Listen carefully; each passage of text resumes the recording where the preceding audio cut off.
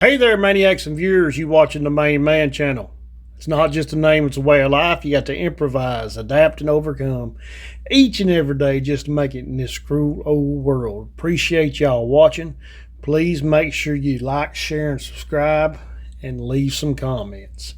Anyway, that being said, in this video, we're covering Section 7, Chapter 7, whatever you want to call it, of Buford Pusser, The Blood and Thunder Years.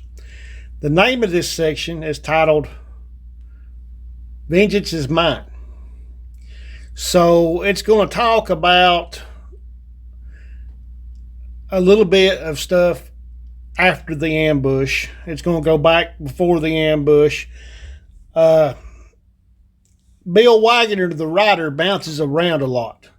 So that being said, it's pretty confusing. And so I'm going to break it up into a couple of different videos. All right. Though Wagner does not mention this in the book, Buford was in the hospital, in Baptist Hospital in Memphis, for 18 days.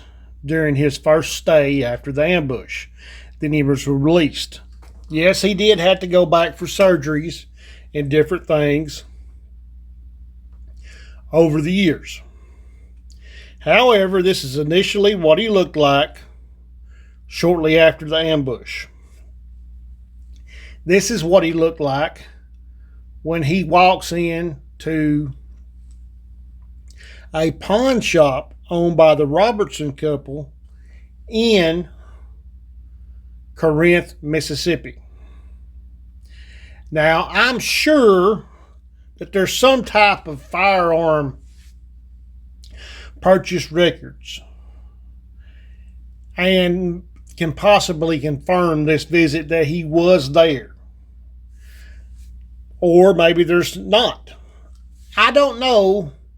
I know the firearm laws were a little bit lax back then compared to what they are today. It was a little bit easier to get firearms because he went out of state and allegedly he bought long guns and handguns if you were able to do that back then. Nowadays, if I go out of state, I'm allowed to buy long guns, but I can't buy handguns. If I buy a handgun, I had to have it transferred to a FFL in my state. That's how the law works today. But back then, it was probably different. Probably a lot less red tape. And in my opinion, I think all gun laws are infringements. But anyway, I don't know if anybody from the Robertson family can confirm this account, what Wagner writes in this book. So I'm just going to have to assume if there's nobody in the Robertson family that the Robertsons passed this story off to, then the story of what happens that day when Buford buys these firearms had to come from the horse's mouth, had to come from Buford's mouth. And we know that Buford's not that much of a reliable witness. We know that Buford's not a very reliable witness. Buford is wishy-washy.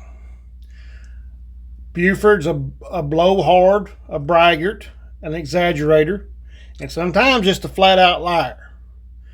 And a lot of people will say, well, you wouldn't say that if he was alive. Well, if I lived during that time, I might not. But since I live during today, and if he lived during the day, he wouldn't have ever probably been elected sheriff with the internet and stuff and the way information is now. He would have got caught doing a lot of these shady things that he did. But anyway, we're going to back up just a hair. Wagner says in this book that Buford was going to let the authorities handle the investigation of the ambush and handle arresting whoever was involved. He was going to let the authorities handle all of it. Now, We definitely know that's not the case, because in Sheriff and Mayor, Sheriff Bill Morris from Shelby County, Tennessee, in his book wrote that he went and visited Buford at the hospital. And he said, Buford, tell us what happened and we'll take care of it. He wouldn't tell. They weren't great friends, but they were acquaintances.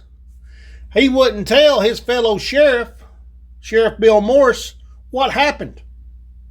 He said, I'll take care of it. So that's totally contradictory to what Bill Waggoner wrote when he said Buford said he was going to let the authorities handle it. Okay. So, assuming that this account is true of what Buford said, he went into Robertson's pawn shop and bought a bunch of guns, bought an arsenal one day, and talked with the Robertsons. Assuming that did happen, let's talk about what Bill Waggoner wrote in the book.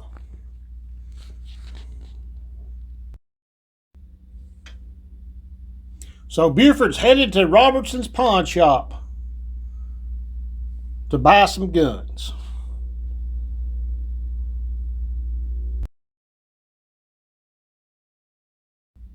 So Buford walks up to the counter, and I'm sure the owner, Mr. Robertson, asked, how can I help you, Buford? And Buford probably said, just like any of us would in that situation, I need a phased plasma rifle in a 40-watt range. I mean, that's the weapon that any of us would order first thing before we ordered anything else or bought anything else, right? Just kidding. That's a little bit of a Terminator joke for you. But here's what did happen, according to Bill Waggoner's book. And this account probably come from Buford. Well, the first thing Buford did, according to Bill Waggoner, is he handed Mr. Robertson his Model 10 38 Special. Very similar to the one you see here. I think it was a shorter snub-nosed model, but it may have not have been. It may have had a little bit longer barrel like this one here. But anyway, it's very similar to this Model 10 Smith & Wesson 38 Special. And 38 Special is no joke, folks. I mean, it is a little bit light on the power, but it gets the job done. So, this pistol is caked with blood from the alleged ambush. So he give it to Mr. Robertson to clean it up and do a trigger job on it. So, according to Waggoner, Buford is claiming this is the sidearm he had on him during the ambush. And I find that to be a little bit inaccurate too. Let's say Buford did have this sidearm on him as well as a backup, but by this time, normally, he was carrying a Colt Python in 41 Magnum. The same weapon he had to shoot out with the alleged shootout with Louise Hathcock. That was his sidearm. So I've heard multiple accounts of people who've investigated the ambush and stories about the ambush that Buford had the 41 Magnum Colt Python on him. So I find it interesting that Buford had this on him. He could have had it as a backup gun, but it was supposedly, allegedly covered in blood from the ambush. So,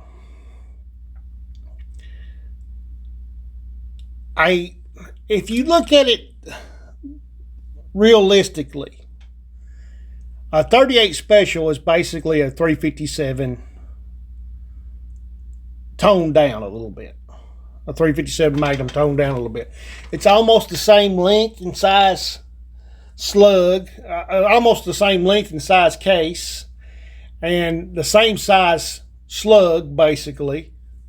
But a 38 special is still pretty powerful enough. So I got to ask myself the question, could a 38 special have done the damage to Buford's face if, well, it did enter the part where he already had scar tissue and damage to his chin from being shot earlier in the year? I can say it's possible. For those of you that think Buford was hit multiple times in his chin, that's just not the case. A round from a .357 Magnum could have done that, or a round from a .30 caliber carbine could have done that. They're very similar in power.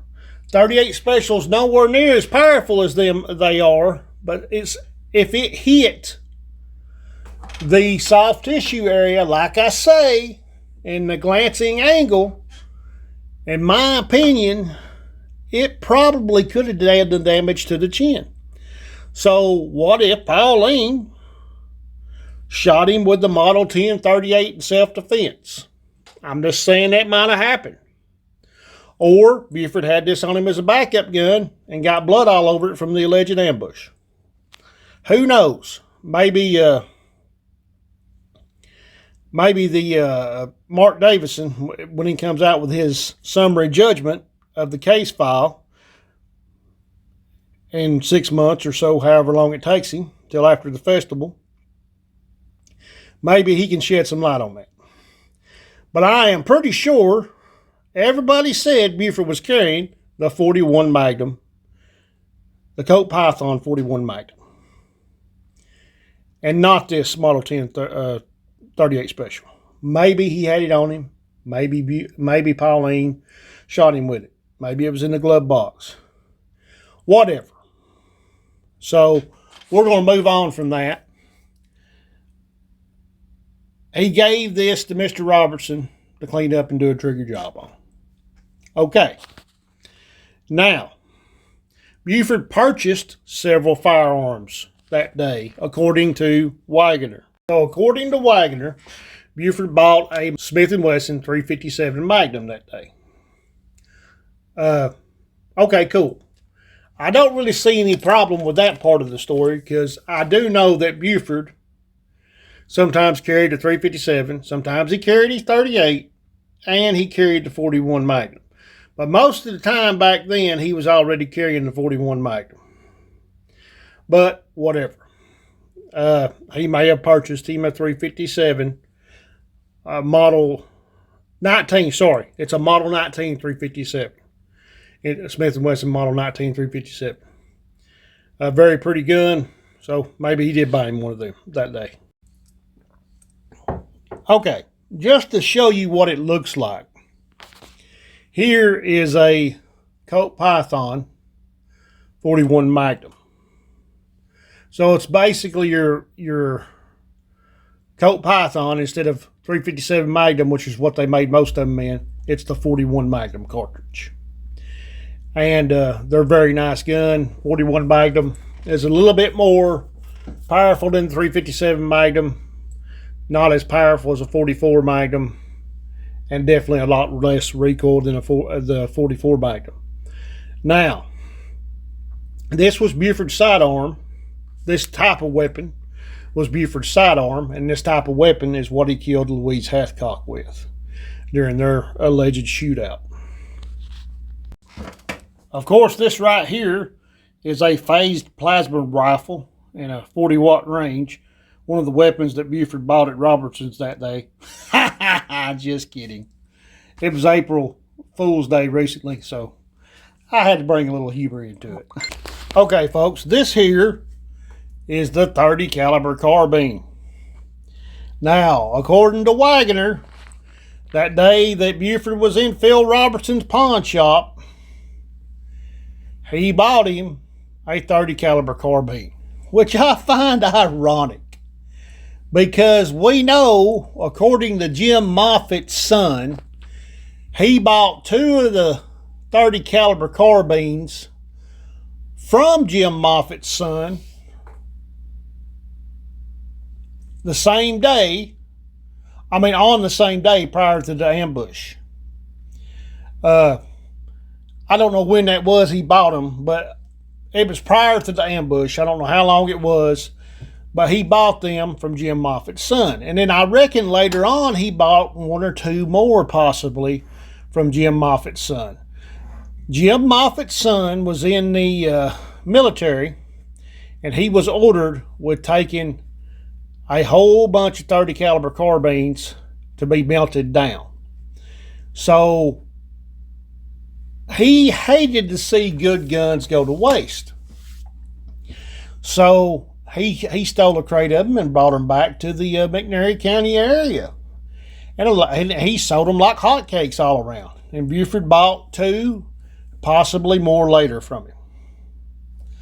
So I find it kind of ironic that Buford is buying another .30 caliber carbine at a pawn shop when he's already bought 2, 3, maybe 4 from Jim Moffat's son. What's also ironic and fishy about this too, the .30 caliber carbine is the alleged ambush rifle. That's what they found the 11 casings to, and think that the car got hit 14 times from .30 caliber carbine bullets. So ironic that he's buying a .30 caliber carbine this day. Now, if you want to take and put a little logic to it, .30 caliber carbine back then was very, very popular. It's a soft shooting round, easy to maneuver, a lightweight firearm, and I've got one myself, and it's an accurate tack driver, and I can't wait to shoot it some more. So they're great firearms. But I just find it ironic that this shortly after the ambush, he bought a .30 caliber carbine when we know he already had some in his possession, whether he still had them or not. And the fact that it was the ambush, rifle that the 30 caliber carbine rifle was used in the ambush. And if I'm not mistaken, I may be wrong on this, don't misquote me, but I believe .30 caliber carbine is also what killed Towhead White. More on that later.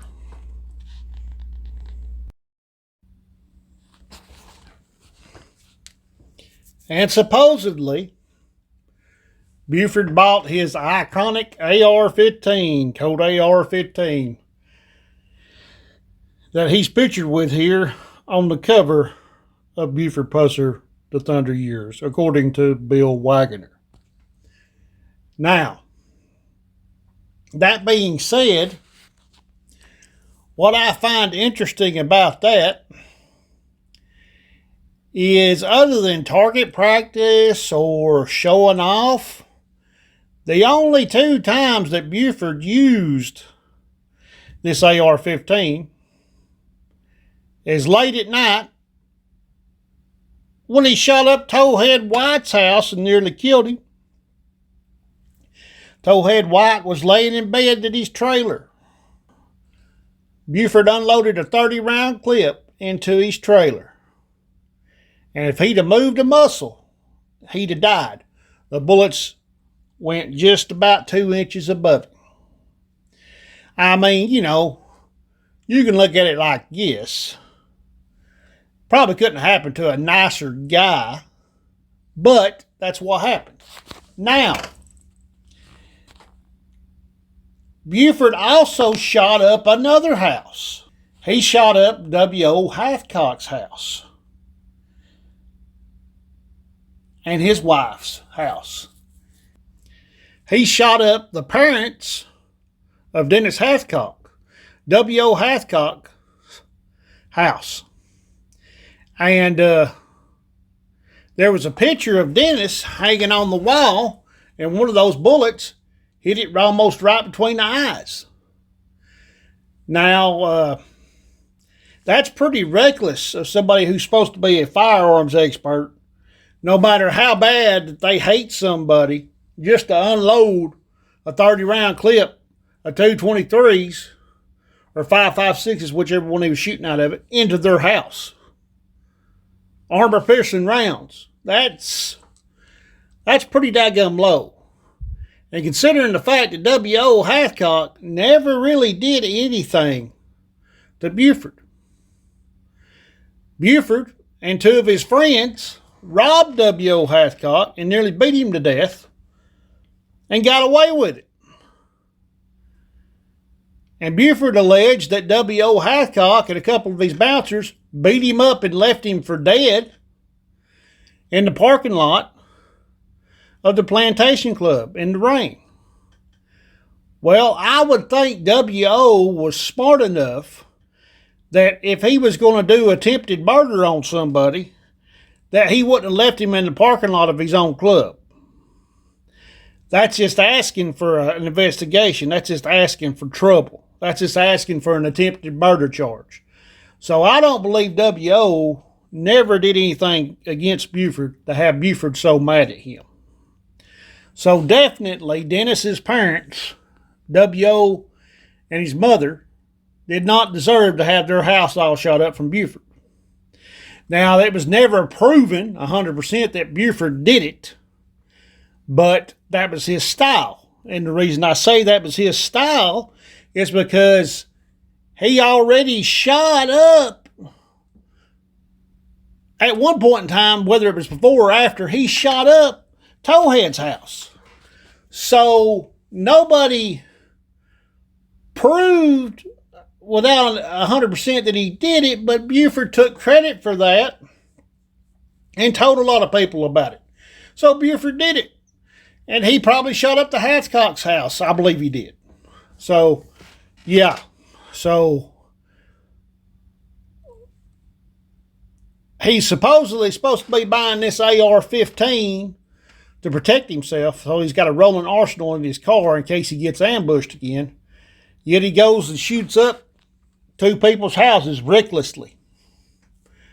It is what it is, but we'll go from there.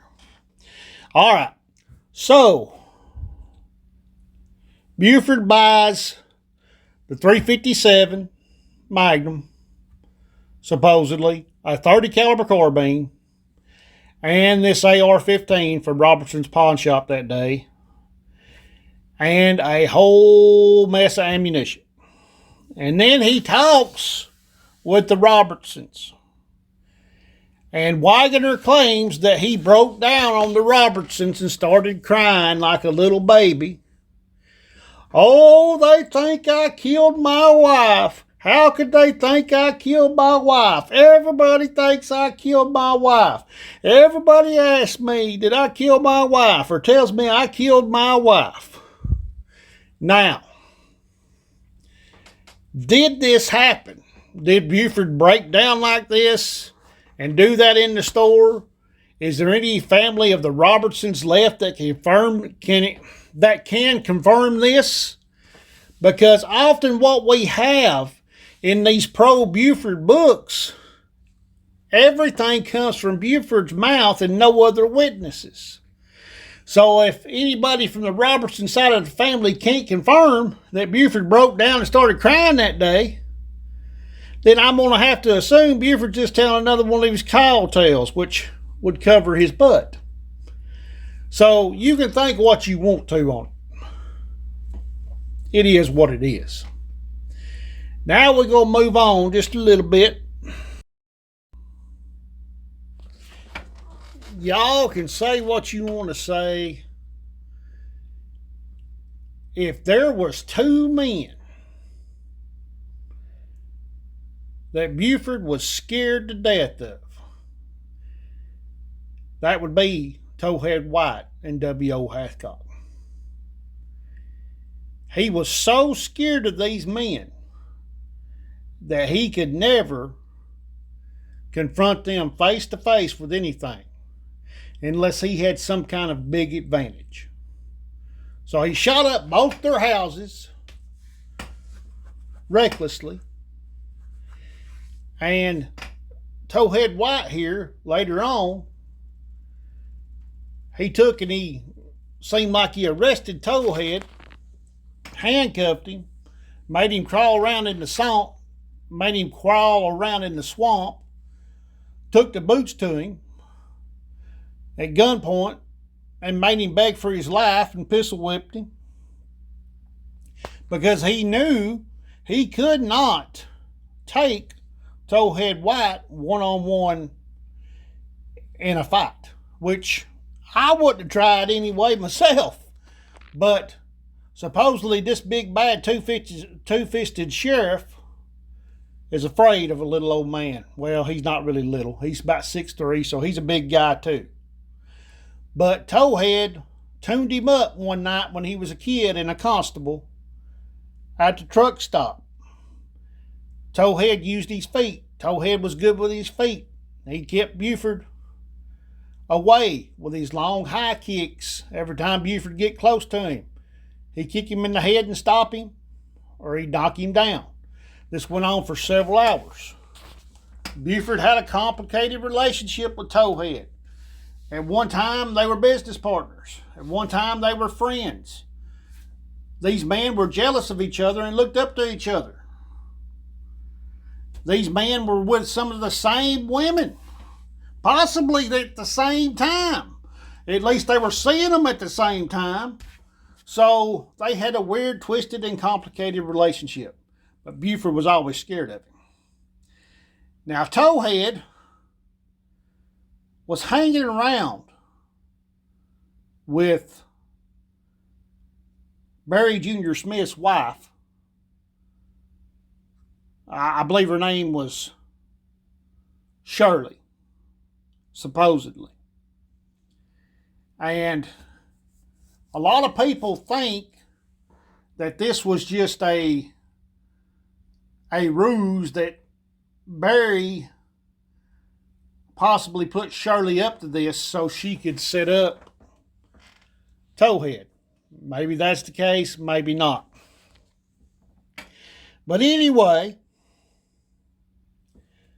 supposedly the story goes, Towhead pulls up to the El Rey Club in Corinth, Mississippi with Shirley. Now, even though this was Mississippi, Buford was near the scene that night. He was near there. So, say whatever you want to about that. Supposedly Buford and Barry Smith were friends. But anyway, supposedly Towhead started shooting at Junior. And Junior shot back at him from the bar with a .30 caliber carbine. There's that .30 caliber carbine rifle again. Not the same one, but the same type. I mean, that .30 caliber carbines must have been the most popular firearm in West Tennessee of the day. But anyway, something didn't look right about this. Towhead received several shots, and one of them split his head open. And a lot of people thought it looked like somebody from the roof shot him because all the bullets were shot down at a downward angle. And they couldn't have been shot straight on from in front of him. So, that being said, let's take a photo of Towhead after he was shot and died. Well, right here's old Towhead with his head split open from rounds from the rifle. And so that's what became of Towhead White. He was very young when he died. And he lived fast.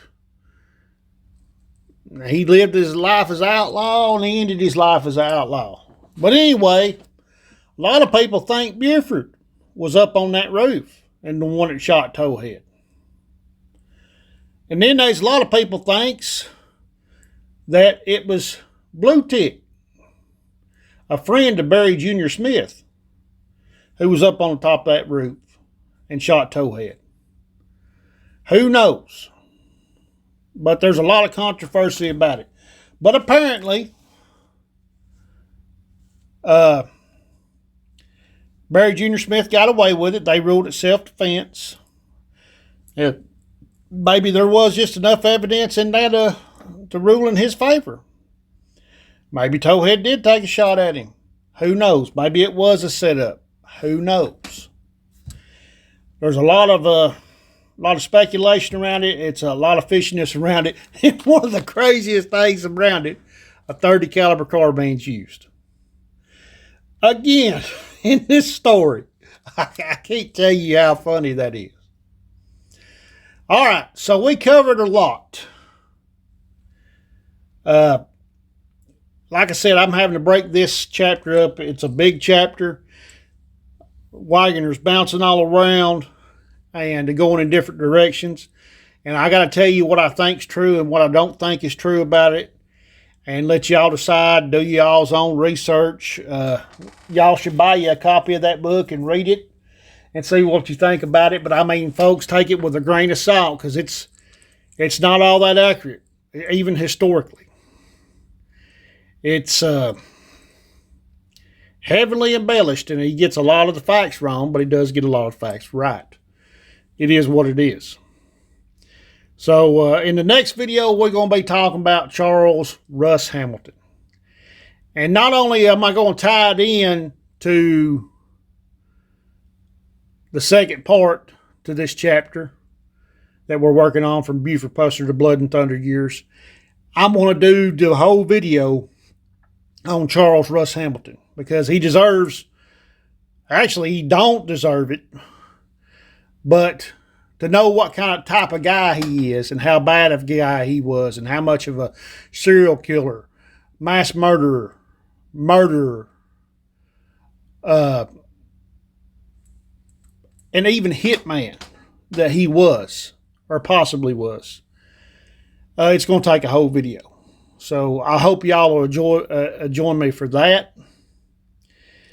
And seemed like a lot of people connected to this story ended up tragic deaths, like old Towhead White here. I'm not saying he did or didn't deserve it, but it was still fishy how he died. Anyway, I love y'all. Y'all the best people in the world. God bless you. Please like, share, and subscribe. Leave me some comments. I don't get everything right. And I've been researching this for years, folks. And I think I've forgotten more about Buford Pusser than most people know. But I don't claim to be an expert either. There's a lot of people out there that know a lot more than I did. A lot of people grew up around it. A lot of people researched it more than I did. But anyway, until next time, be safe, God bless, and we'll see you then.